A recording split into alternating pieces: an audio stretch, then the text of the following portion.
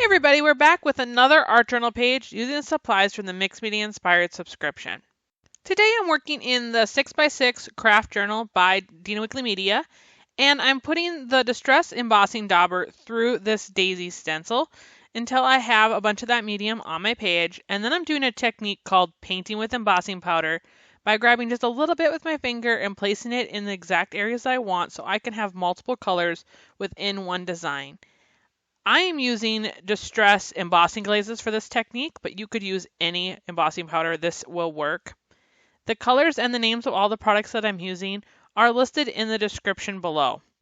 After I'm happy with all of the color placement, I'm going to flip my journal over and tap off the excess powder into a separate sheet, and now I'm ready to begin melting down my embossing powder.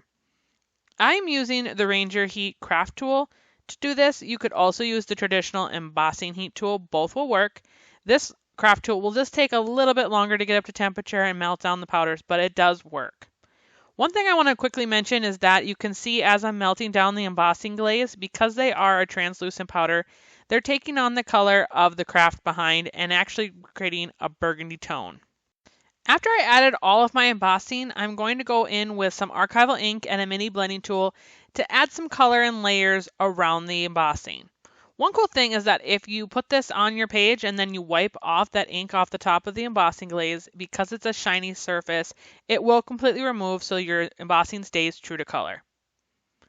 Then I'm going to do some stamping using the same color of archival ink and the specimen stamp set by Tim Holtz on some craft paper so that I can cut these out and layer them on top of my page. And I'm going to cut everything using my Fiskar micro snips, which, as you all know, I love that set of scissors.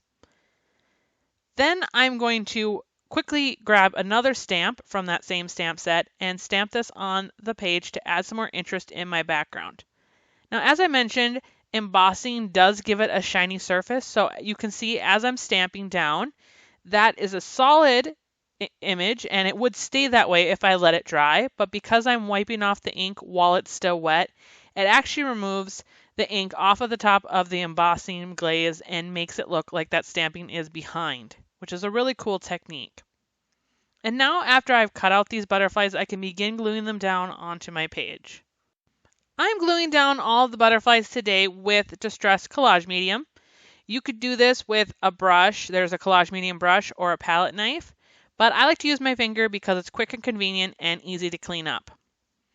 And after all of the butterflies have had a moment to dry and stay in place, I am using a Posca paint pen in gold to add little detailing around the outside of the butterfly wings.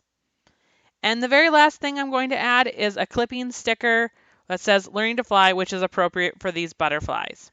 Thank you so much for watching. I hope you were inspired and got ideas to use in your own art journal.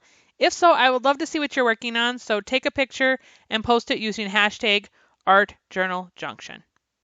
If you enjoyed this video, please give us a thumbs up and also hit the subscribe button to let YouTube know you want to see more of our art journaling and mixed media videos in the future.